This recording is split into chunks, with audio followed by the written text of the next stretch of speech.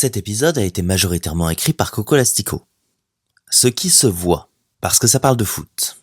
Alors mesdames, mettez vos claquettes et vos maillots. Messieurs, apportez les bières et les chips. On va distribuer des cartons jaunes.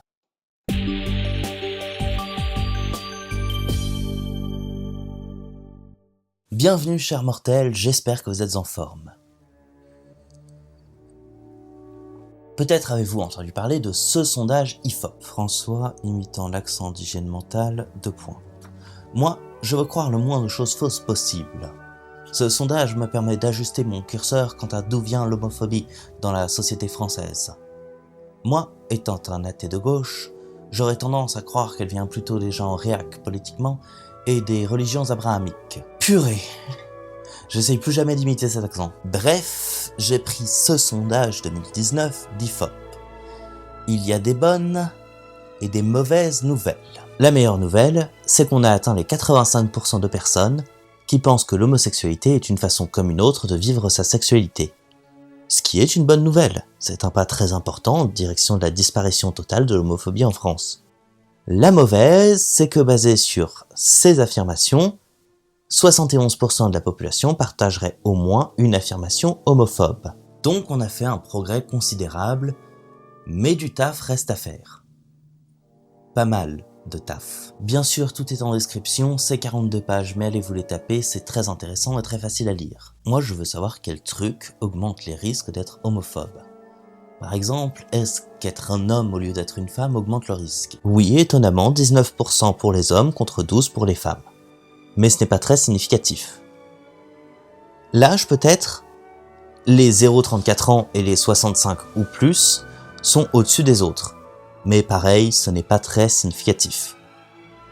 Le niveau d'éducation, les revenus de l'individu, les statuts d'emploi ou encore le vote politique, de même ont une influence, mais ça n'a pas l'air d'être si concluant que ça. Après, peut-être que vous êtes un homme de 27 ans sans aucun diplôme qui vivait en quartier et votait Le Pen. Mais cette dernière catégorie cachée, elle, a de l'influence nette sur cette question. Waouh, je ne devinerai jamais quelle est la catégorie dont on va parler à thé et à café. Bien vu, c'est de religion dont on va parler. Alors, dans l'ordre, on a les stats pour les sans religion, 10%, les cathos non pratiquants, 11%, donc littéralement juste de la variation, ça pourrait n'être que du bruit. Mais il y a 10 points d'écart entre athées et cathos pratiquants. Ça reste encore ce qu'on qualifiait de peu significatif. Par contre... Oh là là. Alors de base, je serais partisan de faire des blagues à base de « oui, interdisons l'islam et détruisons les musulmans », mais on va nuancer un petit peu. Je trouve que ce chiffre est grave. Mais il ne sort pas de nulle part. Pour rappel, le Coran raconte à plusieurs reprises l'histoire de Sodome et Gomorrhe où leur Dieu détruit deux villes parce que... Et rappelle-leur Lot, quand il dit à son peuple « Vous livrez-vous à la turpitude, l'homosexualité, alors que vous voyez clair ? Vous allez aux hommes au lieu de femmes pour assouvir vos désirs ? Vous êtes plutôt un peuple ignorant. Nous fîmes pleuvoir sur eux une pluie de pierres. Et quelle mauvaise pluie que celle des gens prévenus. » Ou encore, pour citer un hadith sahih, d'après Ibn Abbas, qu'Allah les agrée, le prophète, que la prière d'Allah et son salut soient sur lui, a dit « Celui que vous trouvez qui pratique l'acte du peuple de Lot, alors tuez celui qui pratique l'acte et celui sur qui il est pratiqué. » Et donc la charia, comme les anciennes règles chrétiennes, condamne fermement, souvent à mort, ceux qui ont l'audace de s'aimer non hétérosexuellement. Parce que, pour rappel, l'homophobie en France au 19e siècle était si basse. Et on était si tolérants. Ça alors ? Non. En fait, je rappelle le chiffre de bonne nouvelle. C'est l'éducation, je pense, qui a fait diminuer cette courbe. Aujourd'hui, la critique de l'islam est encore récente, on dira. Et donc, si le catholicisme a pu reculer sur cette position, pourquoi l'islam ne le pourrait pas ? En partie parce que pour aucune de ces religions, les dogmes ne sont tout à fait réformables. D'ailleurs, vous voulez un exemple de l'hypocrisie des cathos à ce sujet ? Donc les cathos pratiquants sont presque d'accord sur le fait que l'homosexualité n'est pas une maladie. Par contre, qu'ils osent s'embrasser en public ou élever des enfants, burk.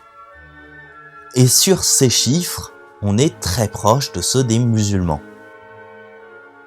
Ce sont des chiffres qui, espérons-le, sont et resteront en diminution. Mais tout ça n'existe pas dans le vent. Ouais, c'est là qu'on parle de foot. Chaque année depuis 2019, la Ligue de football professionnel organise une journée où les équipes de première division marquent leur soutien à la lutte contre l'homophobie. Outre les textes affichés sur les écrans géants et les panneaux, la participation des joueurs se remarque sur les maillots. Jusqu'en 2023, les numéros étaient floqués aux couleurs du drapeau LGBT et les capitaines portaient aussi un brassard arc-en-ciel. Mais suite à une série de contestations et de joueurs refusant de jouer, en 2024, la LFP a laissé tomber le flocage et les brassards pour des maillots arborant des badges représentant le drapeau et barrant le mot homophobie. Bref, l'engagement des clubs et des footballeurs est réel, mais discret.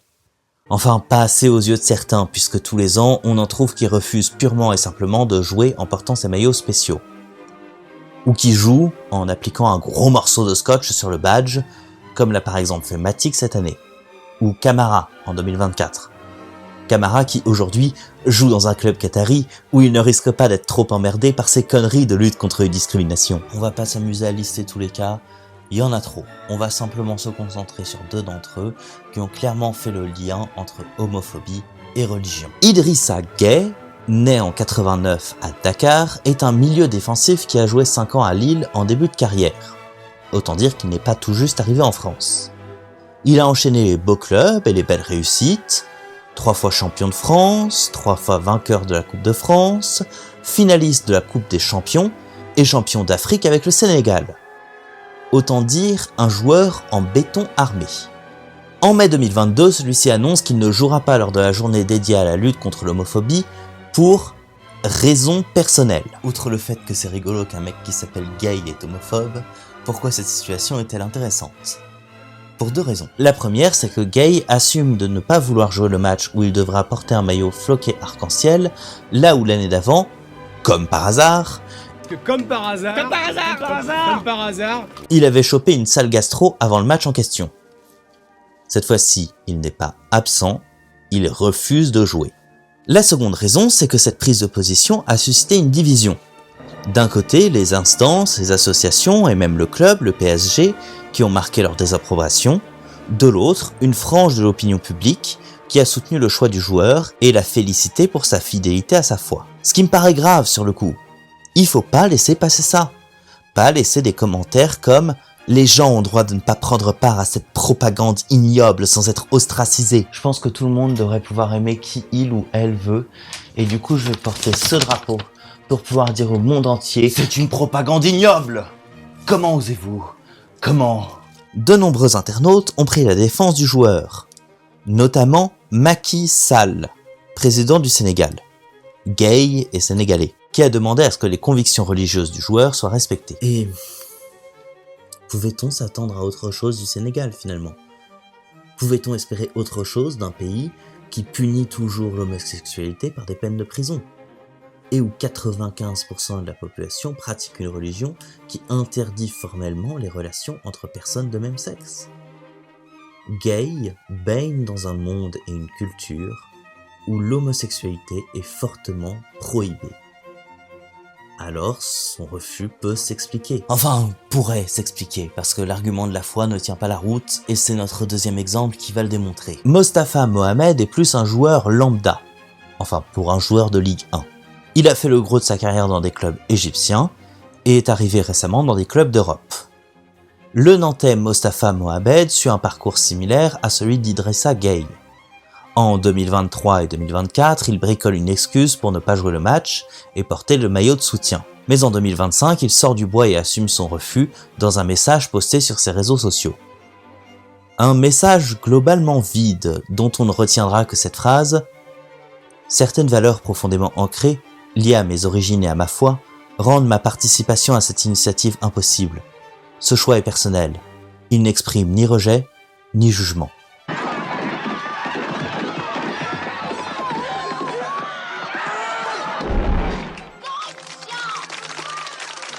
Ah là là, ces extraits qui partent tout seuls, désolé. Alors déjà, la fin du message est complètement absurde. Si il y a jugement, si il y a rejet. Il y a jugement parce que Mohamed estime que la cause LGBT ne mérite pas qu'il la défende, puisqu'il ne veut pas apparaître portant un badge qui appelle au respect. Et il y a rejet parce que le joueur refuse de porter un maillot qui dit en gros qu'homo et hétéro sont égaux. Ça fait beaucoup de haut. C'est une propagande ignoble! Comment osez-vous? Comment? Il rejette l'idée d'égalité. Il rejette les homosexuels. Sinon pourquoi refuser de porter ce maillot? Qu'on soit clair. Le fait de ne pas porter dans la vie de tous les jours un badge dénonçant l'homophobie ne fait pas de vous un homophobe. Ça fait juste de vous quelqu'un qui n'apporte pas son soutien à ce moment. En revanche, refuser de le porter quand vous êtes censé le porter, dans le cadre d'une journée nationale de lutte, ça dépasse l'absence de soutien pour devenir une prise de position, pour devenir une opposition. Une opposition donc au message que les LGBT seraient normaux. Pour en revenir au message de Mohamed, pour justifier son refus de participation, ce dernier mentionne sa foi et ses origines. Côté origine, même situation que pour Gay. Mohamed vient d'un pays, l'Égypte, qui stigmatise et emprisonne les homosexuels. On se rappelle l'histoire de Sherif Gaber par exemple. Côté religion, l'islam, on l'a dit, rejette l'homosexualité. Donc le fait que Mohamed ou Gay ne porte pas de tenue soutenant la cause des homosexuels, de ce point de vue, se comprend. Ne s'admet pas, mais se comprend. Mais parmi les choses qu'il interdit, l'islam n'épargne pas non plus les jeux d'argent. Pourtant, ça n'a pas dérangé Mohamed de jouer toute une saison avec le logo d'un site de paris sportif sur la jambe. Ni qu'un autre site de paris sportif, sponsor du championnat, diffuse un spot télévisé avant les matchs. Pas plus que ne l'a dérangé de poser devant des bouteilles d'alcool. D'ailleurs, il y a un tas de joueurs croyant que ça dérange pas la pub pour des paris ou le drapeau LGBT. D'après le site Transfermarkt, il y avait 479 joueurs en Ligue 1 cette saison. Si on applique le taux de religiosité français, cela voudrait dire qu'environ 230 seraient croyants, dont une quarantaine de musulmans. Ces deux chiffres sont probablement minorés puisque bon nombre de joueurs proviennent de pays où la religion est beaucoup plus diffuse. Mais si on s'en tient à ce chiffre de 230, cela veut dire que, même si chaque année 5 ou 6 joueurs refusent de porter le maillot en soutien à la lutte contre l'homophobie, 97% des joueurs croyants acceptent de le faire. Ce que rappelle d'ailleurs Philippe Diallo, le président de la FFFF, un chiffre qui peut donner un peu d'espoir. D'autant que sur internet, un nombre croissant d'internautes dénoncent les footballeurs comme Gay ou Mohamed qui refusent de porter les maillots spéciaux. Le problème, c'est qu'en face il y a également un nombre croissant d'internautes qui, sans invoquer le motif religieux, soutiennent ces joueurs et contestent l'utilité de la campagne de sensibilisation. Ce tweet aussi est assez éloquent. Or, c'est globalement ça le problème dans le football masculin, pour ne pas dire dans les sports collectifs de manière générale aujourd'hui. Assumer son homosexualité est rarissime, pour ne pas dire impossible. Les footballeurs en activité qui ont avoué être homosexuels se comptent sur les doigts d'une main. Alors que dans une population de plus de 110 000 joueurs pros dans le monde, il paraît statistiquement impossible qu'il y ait aussi peu d'homosexuels. Mais voilà, on a trop peur des conséquences qu'aurait une telle révélation. Antoine Griezmann l'a d'ailleurs très bien compris et le résume ainsi. Je pense que ce n'est pas habituel parce que nous faisons les durs et les forts. Bref, au niveau sociétal, comme dans un sport aussi populaire quoique peu intéressant, je t'emmerde. L'homophobie continue à frapper en France. Portée, entre autres, mais surtout, par les religions, en ce moment, plus par l'islam que par les autres. Une raison de plus pour laquelle il faut continuer la critique, pour laquelle il ne faut pas lâcher ces dogmes absurdes, pour qu'enfin les choses changent. Sur ce, chers mortels, les sacrifices habituels audio YouTube, le mot, le pouce, le partage, peut-être même la cloche. Bon, salut chers mortels, faites de votre mieux pour faire du bien dans ce monde.